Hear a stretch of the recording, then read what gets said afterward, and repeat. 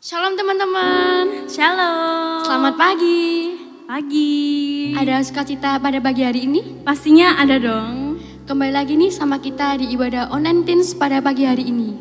Yaps, bener banget. Mari sebelum kita mulai ibadah pada pagi hari ini, kita sama-sama berdoa. Selamat pagi Tuhan Yesus, selamat pagi Tuhan, selamat pagi Roh Kudus. Sebentar lagi kita akan memulai ibadah pada pagi hari ini Tuhan. Kiranya Engkau memberkati pujian kami dari awal pertengahan hingga akhir nanti. Hanya di dalam Tuhan Yesus, haleluya, amin.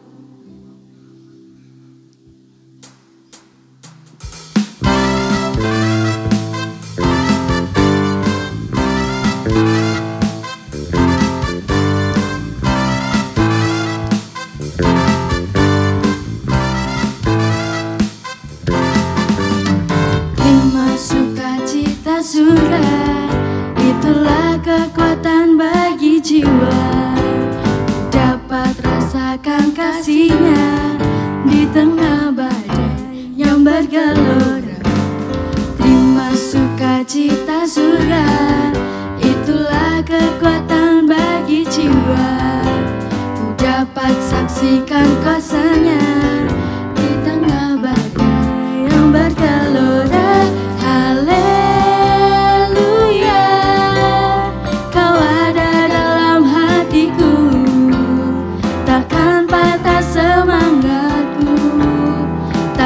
Hilang kekuatanku, haleluya.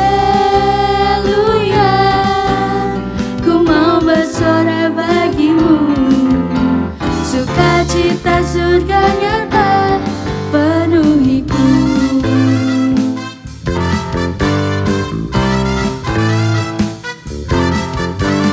Terima sukacita surga, itulah kekuatan bagi jiwa.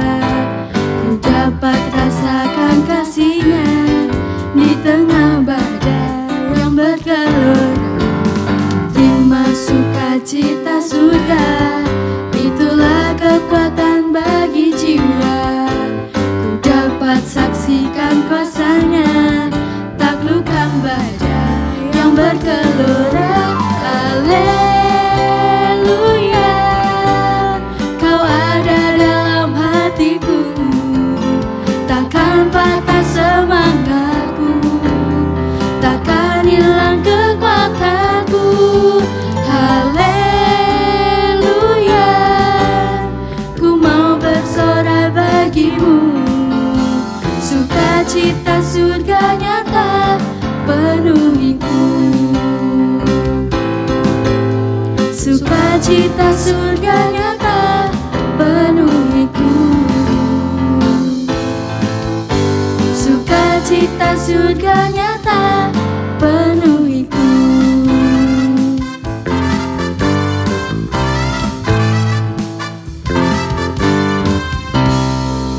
Berikan kemuliaan bagi nama Tuhan. Sebentar kita akan mendengarkan sebagian dari firman Tuhan. Mari kita siapkan hati, kita siapkan pikiran, dan kita siapkan jiwa kita untuk mendengarkan sebagian dari firman-Nya.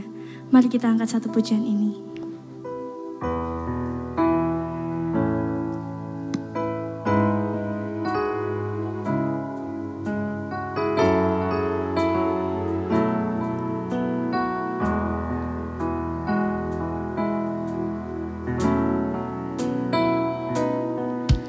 Tuhan, Kau sempurna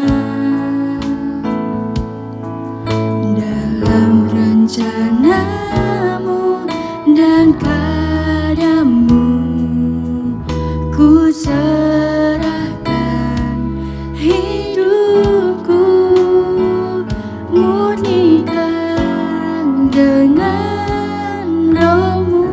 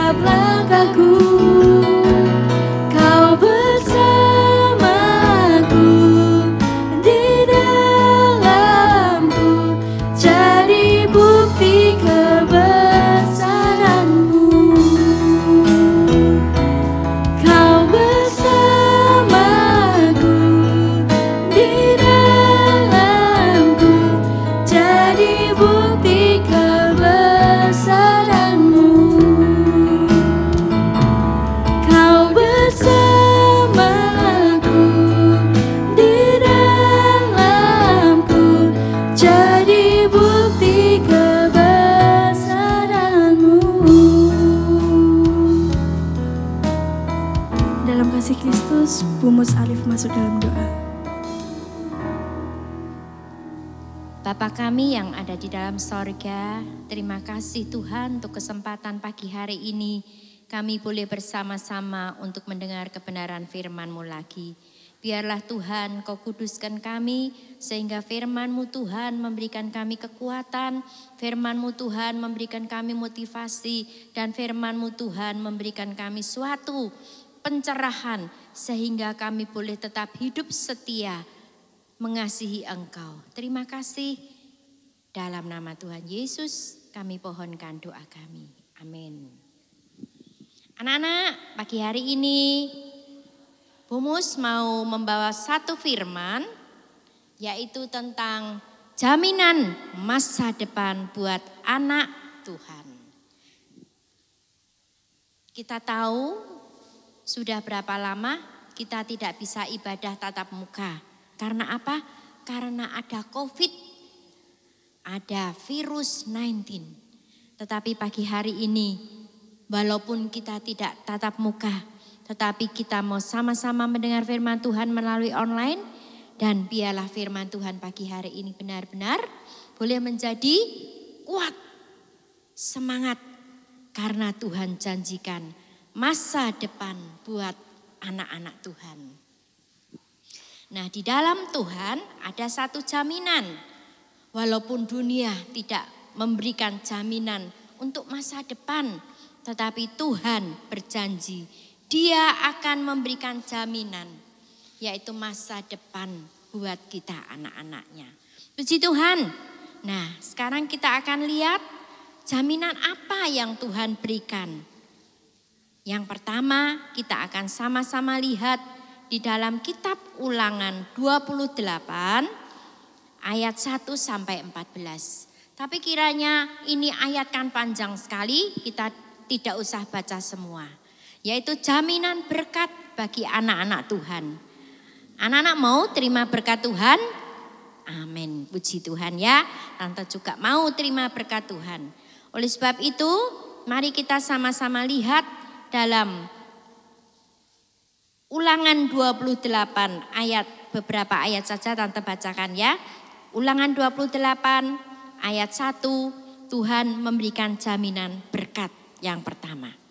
Dikatakan demikian, jika engkau baik-baik mendengarkan suara Tuhan Allahmu dan melakukan dengan setia segala perintahnya yang kusampaikan kepadamu pada hari ini, maka Tuhan Allahmu akan mengangkat engkau di atas segala bangsa di bumi. Segala berkat ini akan datang kepadamu dan menjadi bagianmu. Jika engkau mendengarkan suara Tuhan Allahmu, diberkatilah engkau di kota dan diberkatilah engkau di ladang. Ayat 4 mengatakan, diberkatilah buah kandunganmu, hasil bumimu dan hasil ternakmu, yakni anak lembu, sapimu dan kandungan kambing dombamu dan selanjutnya. Nanti kita bisa teruskan baca di rumah. Anak-anak, yang pertama, jaminan yang Tuhan berikan adalah berkat. Tapi dalam ayat 1 tadi dikatakan, jika engkau baik-baik mendengarkan suara Tuhan Allahmu dan melakukan dengan setia. Apa artinya? Artinya kita harus cinta firman Allah. Mendengarkan firman Allah dengan benar, cinta firman Allah, dan firman itu harus kita lakukan. Supaya apa? Supaya berkat Tuhan itu turun. Karena firman itulah kekuatan kita. Dan firman itu membawa kuasa. Oleh sebab itu, anak-anak, janji ini bisa kita terima kalau kita mendengarkan firman Allah benar-benar, menyimpan dalam hati, bahkan kita melakukan firman Allah, apa yang Tuhan mau dalam kehidupan kita. Itu janji yang pertama. Sekarang janji yang kedua untuk kita mendapatkan masa depan buat anak-anak Tuhan, buat kita semua, yaitu janji yang kedua, yaitu kita akan mengalami penyertaan Tuhan. Apa itu penyertaan Tuhan? Penyertaan Tuhan adalah Tuhan menyertai dalam setiap kehidupan kita. Nah, anak-anak bisa baca dalam Ibrani 13 ayat yang ke-5 dan 6. Di situ firman Tuhan mengatakan, sekali-kali aku tidak akan meninggalkan engkau.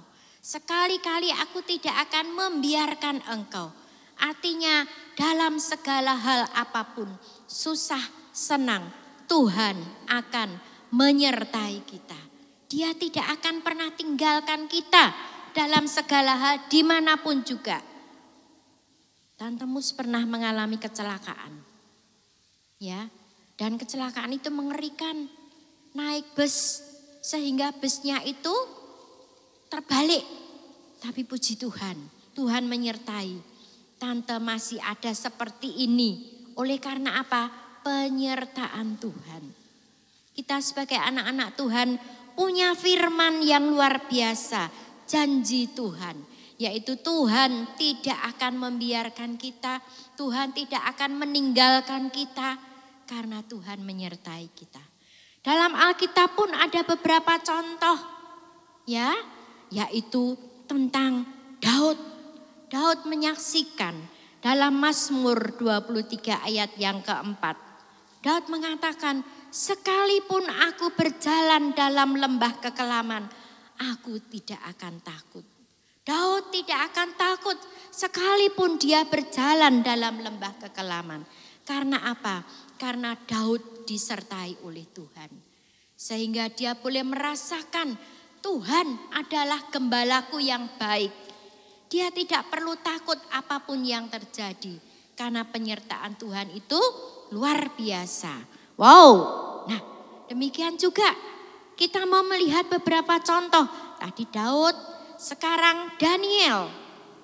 Dalam Daniel 6 dikatakan bahwa Daniel adalah orang yang takut akan Tuhan. Artinya Daniel juga disertai oleh Tuhan.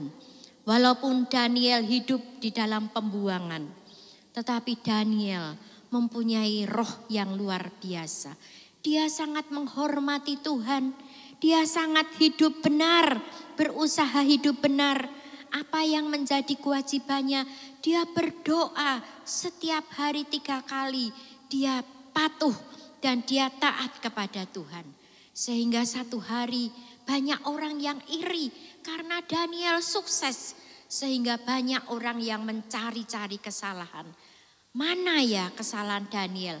Karena Daniel karirnya terus naik. Dan akhirnya Daniel didapati bahwa dia sangat setia, sangat menghormati, sangat sopan menghormati Tuhan. Dan itu dipakai oleh mereka, orang-orang yang iri kepada Daniel. Lalu ada suatu tipu muslihat atau suatu taktik untuk menjebak Daniel. Sehingga akhir kisah kita tahu semua, Daniel waktu dia berdoa, inilah yang bisa untuk satu-satunya membawa Daniel dalam suatu kesusahan. Tetapi Daniel tidak takut. Daniel tetap setia apa yang dia lakukan. Daniel tetap taat seperti biasa yang dia lakukan. Waktu dia berdoa, dia tetap berdoa. Sehingga waktu dilihat Daniel sedang berdoa, orang-orang yang iri itu menjebak. Dan dia melaporkan kepada raja bahwa dalam waktu 30 hari tidak ada Allah lain yang disembah selain raja. Sehingga raja waktu mendengar bahwa Daniel tertangkap dia sedang menyembah Allahnya. Maka di dalam Daniel 6 ayat yang ke-17 dan 18. Di situ dikatakan bahwa Daniel dilemparkan ke dalam gua singa.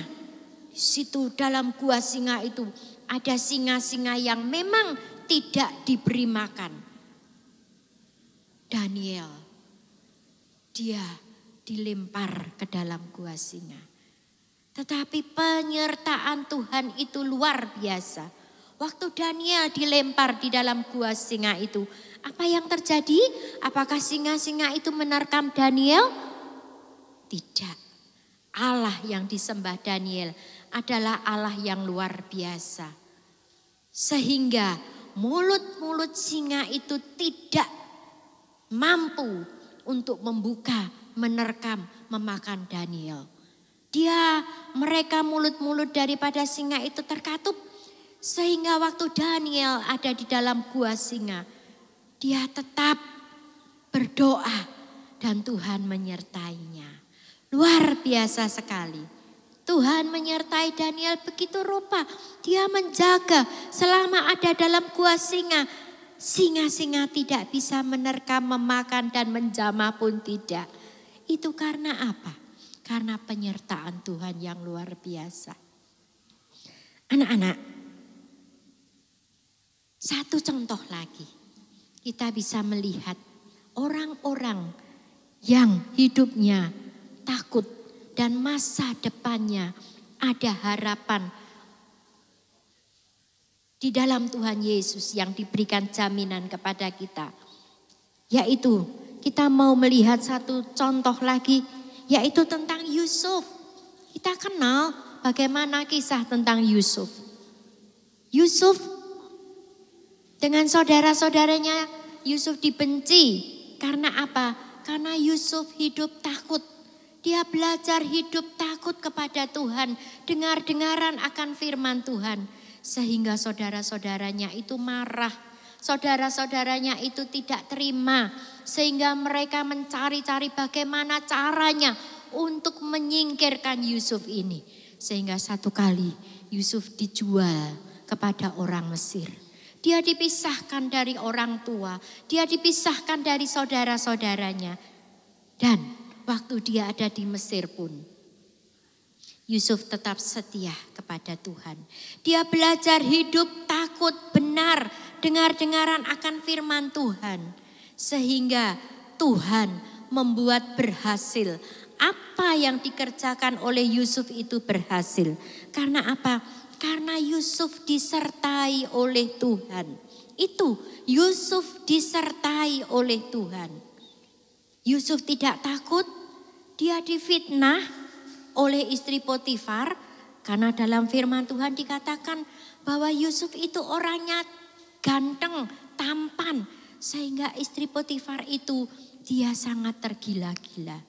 Ya, tetapi waktu Yusuf akan diajak berbuat yang tidak benar, Yusuf menolak dan akhirnya difitnah. Apa yang terjadi? Yusuf dilempar di dalam penjara. Di dalam penjara pun Yusuf berhasil hidup benar. Tuhan tetap menyertai Yusuf. Sehingga Yusuf segala pekerjaannya, walaupun di dalam penjara, tetapi dia tetap dibuat Tuhan berhasil. Berhasil. Karena apa? Karena penyertaan Tuhan. Dan kita tahu apa yang terjadi pada akhirnya Yusuf menjadi raja muda di tanah Mesir. Nah, masa depan yang penuh harapan, masa depan yang sungguh ada yang diberikan kepada anak-anak Tuhan. Mereka mengalami penyertaan Tuhan. Itulah jaminan. Tadi diberkati oleh Tuhan. Yang kedua, mengalami penyertaan Tuhan. Dan yang ketiga, jaminan yang diberikan anak-anak Tuhan. Yaitu kita akan mengalami mujizat-mujizat Tuhan. Apa itu mujizat Tuhan? Mujizat Tuhan yang diberikan kita.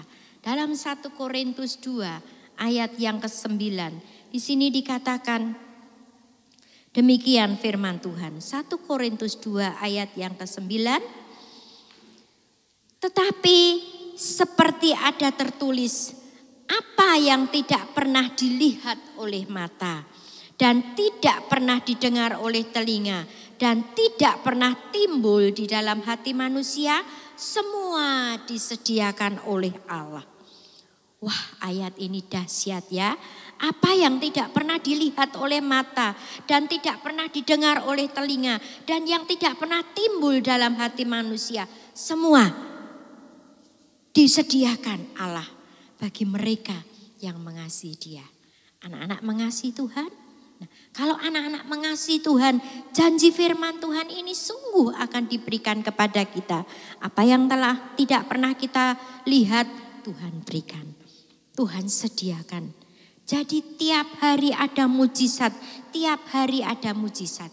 Nah, di dalam firman Tuhan pun ada suatu kisah, yaitu dalam Kisah 16, di mana dikatakan Paulus dan Silas, mereka adalah mengabarkan kabar keselamatan, tetapi kuasa kegelapan tidak terima. Sehingga pada satu kali Paulus dan Silas sedang mengabarkan Injil, mereka ditangkap, mereka didera, mereka dipukul, dicambuk. Karena apa?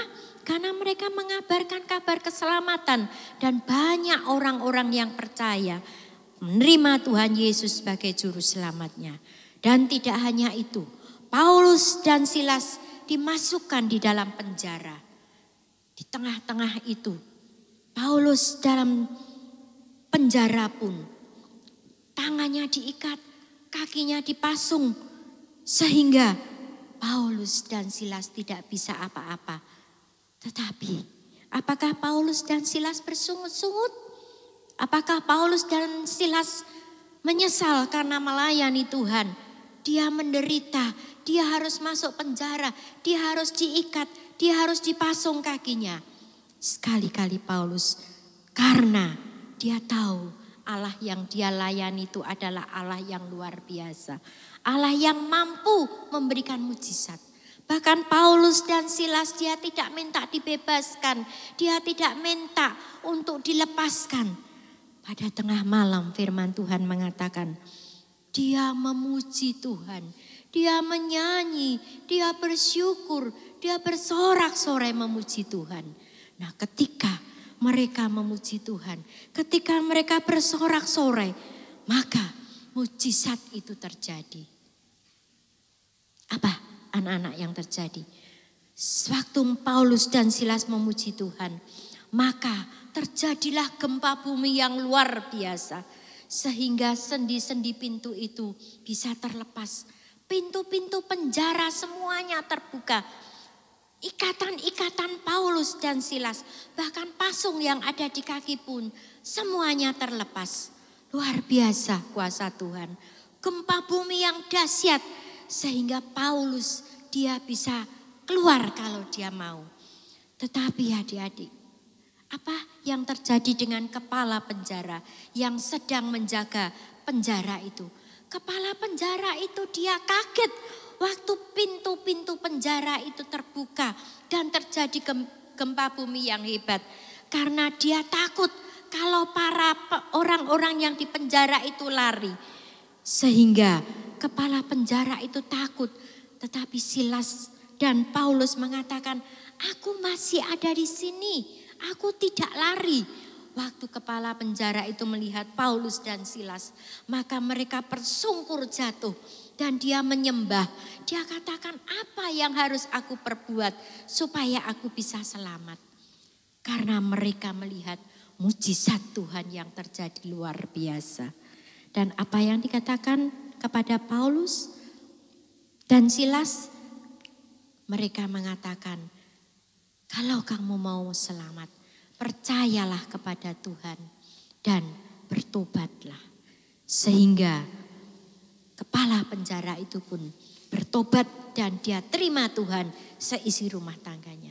Tidak ada alasan bagi Tuhan mujizat terjadi. Banyak jiwa dimenangkan dan Paulus pada akhirnya dia dikeluarkan dan dibebaskan. Anak-anak, beberapa contoh ini masih banyak, tetapi Tante ambil berapa aja, yaitu jaminan yang Tuhan berikan, yaitu jaminan berkat bagi kita. Dan kita akan mengalami penyertaan Tuhan, bahkan kita akan mengalami mujizat-mujizat yang Tuhan berikan kepada kita. Lalu bagaimana sikap kita untuk kita bisa menerima jaminan masa depan yang diberikan Tuhan kepada kita? Kita akan sama-sama belajar, yaitu di dalam 2 Korintus 5 ayat yang ke-7 Dikatakan demikian, 2 Korintus 5 ayat yang ke-7. Saya bacakan firman Tuhan. Apa yang harus kita lakukan? 2 Korintus 5 ayat 7 mengatakan, sebab hidup kami ini adalah hidup karena percaya, bukan karena melihat.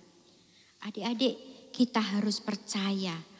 Ya, kita harus tetap percaya meskipun kita tidak bisa ibadah tatap muka, tetapi hati kita harus tetap percaya dan percaya akan janjinya. Walaupun kita tidak melihat, tetapi kita harus percaya bahwa Tuhan kita ini adalah Tuhan yang hidup, Tuhan yang penuh mujizat, Tuhan yang tidak akan pernah meninggalkan kita, membiarkan kita dalam keadaan apapun. Tuhan tetap menyertai kita. Kita harus tetap percaya. Bahkan di dalam Kolose 3 ayat yang ke-28, firman Tuhan juga memberikan nasihat kepada kita. Kalau kita melayani Tuhan, kalau kita berbuat sesuatu, biarlah kita akan berbuat dengan segenap hati kita. Kita nyanyi buat Tuhan, kita nyanyi dengan segenap hati kita. Kita melayani Tuhan, kita harus menyanyi dengan segenap hati kita. Karena apa? Karena apa yang kita buat itu untuk kemuliaan nama Tuhan. Dan Tuhan melihat. Demikian juga yang ketiga yang harus kita lakukan. Kita harus tetap setia berdoa. Setia berdoa dan senantiasa mengucap syukur. Apa yang kita alami dalam masa-masa yang sulit ini, kita tetap setia berdoa. Syukur, puji Tuhan. Kalau kesetiaan kita tambah, doa kita tambah, kita banyak waktu, kita banyak berdoa setia, intim dengan Tuhan. Dan kita tetap mengucap syukur. Tuhan, apapun yang terjadi saat ini, dunia mengatakan masa depan suram, takut dan lain sebagainya. Tapi bagi kita anak-anak Tuhan ada jaminan dalam masa depan kita. Kalau kita tetap setia berdoa, tetap mengucap syukur kepada Tuhan, maka Dia yang akan memelihara kita. Amin. Kau hiasi kehidupanku dengan kemurahan-Mu. Kau rancangkan masa depanku penuh dengan harapan. Aku ada saat ini, semuanya karena kasih-Mu. Aku hidup hari ini, semua berkat kemurahan-Mu. Terima kasih Yesus, Engkau sangat baik, teramat baik bagiku.